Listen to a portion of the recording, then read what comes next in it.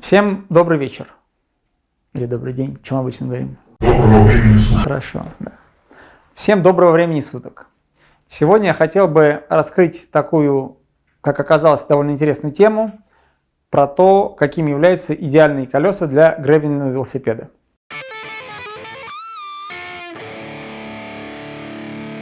Выбирая ту или иную технику, довольно легко определиться с ориентиром. То есть вы открываете каталог какой-либо фирмы, причем это может быть любая продукция, велосипеды, автомобили, что угодно, и смотрите самую дорогую позицию. Это получается такая некая референсная модель, сферический такой конь в вакууме, который является с точки зрения индустрии идеальным, и все остальное можно сравнивать с ним. Ну, для примера, какой-нибудь там контрийный велосипед, он будет радикально легкий, жесткий и так далее. Шоссейный велосипед, самый быстрый велосипед.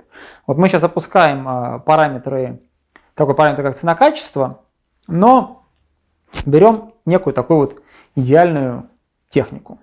Возвращаясь к теме ролика, значит, для практически каждой велосипедной индустрии есть какие-то идеальные колеса. Идеальные колеса для кросс-кантри, идеальные колеса для шоссе, для даунхилла и так далее. Недавно ко мне обратились друзья с просьбой подобрать компоненты для сборки гравийного велосипеда.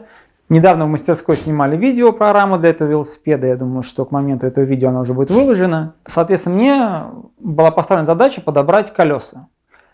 И оказалось, что это сделать не так просто. И сейчас я расскажу почему. Мне стало интересно, а какими идеальные колеса для гравийного велосипеда видит, так сказать, ведущий производитель велоиндустрии, я полез смотреть. Посмотрел порядка 5 разных брендов, они представлены на экране.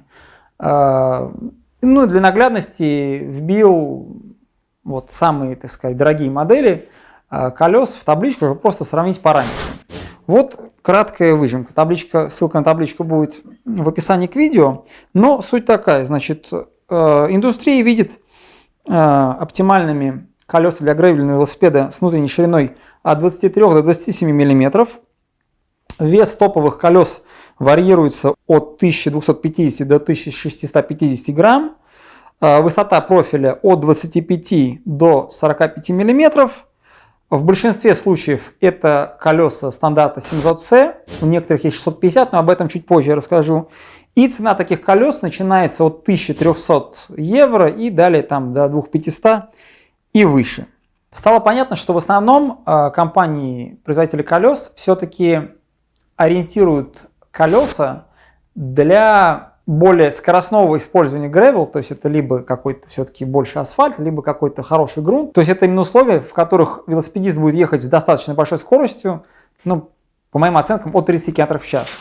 Вот, поэтому колеса достаточно тяжелые, они обладают достаточно высоким профилем и на самом деле достаточно узкие, потому что мне кажется, что в ближайшие 2-3 года гревельные колеса пойдут в ширину. По моим наблюдениям, иногда вот эти крупные компании, они являются такие в некоторой степени ретроградами, и в то время как прогрессивная часть уже уходит там на какие-то новые значения, многие сейчас люди собирают велосипеды уже на 700-х ободах, но шириной 30 мм, то вот эти компании классические, они постепенно к этому приходят, и поэтому ширина такая небольшая, опять же, в пользу скорости. В общем, такой подход подбора колес мне не понравился, и я решил зайти с другой стороны. Я решил поинтересоваться у человека, который будет кататься на велосипеде, где он будет кататься и чего он ждет от колес. По сути дела, это оказался примерно такой же опросник, как в видео, которое записывал пару лет назад про выбор велосипеда. Такой выбор велосипеда на минималках.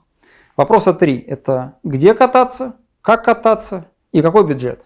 По сути дела, вопросы те же самые. Потому что оказалось, что конкретный человек в своих текущих физических возможностях катается на велосипеде не быстрее 30 км в час. Даже он сказал, что скорость средняя и меньше 25 км в час.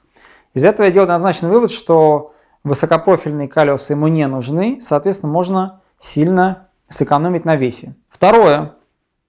Опять же, поскольку он не ездит быстро и в то же время говорит, что в его планах больше катать именно не по асфальту, а именно по грунтам, то имеет смысл брать колеса пошире.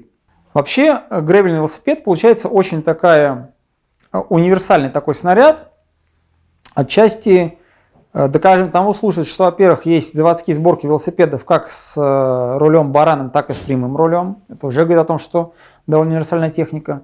Второе, то, что на один и тот же велосипед изначально производитель закладывает установку двух размеров колес. Это либо 28-е колеса поуже, либо 27-е, 27,5 дюймов пошире. С 27-ми колесами, в принципе, все понятно. Колеса 27,5 дюймов ставятся на гревел тогда, когда человек понимает, что он будет кататься большую часть по бездорожью. Соответственно, резина там такая же, как на горных велосипедах, полноценные, там 2 дюйма, 2,25 дюйма.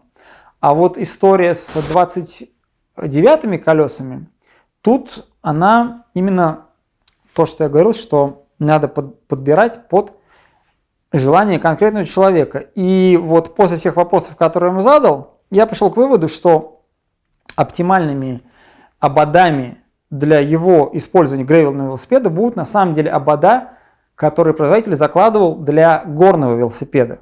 Таким образом, поговорив с владельцем и сделав некоторые выводы из его слов, были собраны два вот таких колеса на МТБ ободах компании Nexty. Забегая вперед, скажу, что вес переднего колеса 625 грамм, вес заднего колеса 760 грамм. Итоговый вес велосипеда 1380 грамм, что вполне сопоставимо с теми цифрами, которые назвал в начале видео. Причем с параметрами одних из лучших ободов индустрии. В какой-то степени для большей жесткости, в какой-то степени для красоты, как я говорил в одном из предыдущих видео про шоссейные колеса, велосипед был собран на разных ободах. Задний обод чуть повыше профилем, чтобы было красивее. Передний обод профиль пониже. В принципе, можно было собрать колеса не на 28, а 24 спицы. Но поскольку хозяин сказал, что возможно у него будут турпоходы, то на 24 спицы не стали собирать, все-таки, чтобы колеса были пожестче и попрочнее. Получается, что для данного конкретного владельца оптимальными, с моей точки зрения, но он с этим согласился, являются, по сути, достаточно легкие колеса для горного велосипеда, при том, что, в принципе, их можно было бы еще облегчить, потому что если те колеса, которые я назвал в начале видео, стоят там от 1300 евро, то эти колеса обошлись в районе $800, потому что они собраны на обычных 350-х ДТХ, на обычных плоских спицах, и при всем при этом по ряду параметров они уже лучше колес, которых дороже в 2 раза. Подходя к выбору колес для гревельного велосипеда, имеет смысл смотреть на вопрос шире, чем стандартные предложения, а подбирать колеса, которые по параметрам оптимальны именно для вас. Ну и как говорилось уже в одном из предыдущих видео, собирая колеса на стандартных компонентах, вы всегда можете взять втулку, на которую легко можно вместо шимановского барабана поставить барабан под SRAM и не иметь впоследствии проблем при замене трансмиссии. Опять же, неизвестно, как повернется индустрия в последующие 2-3 года. Может быть, на гревельных велосипедах поменяется стандарт осей, может быть, появится буст на задних колесах, может быть, передняя ось станет 15 или 110, поэтому если втулки конвертируемые, то это тоже будет преимуществом.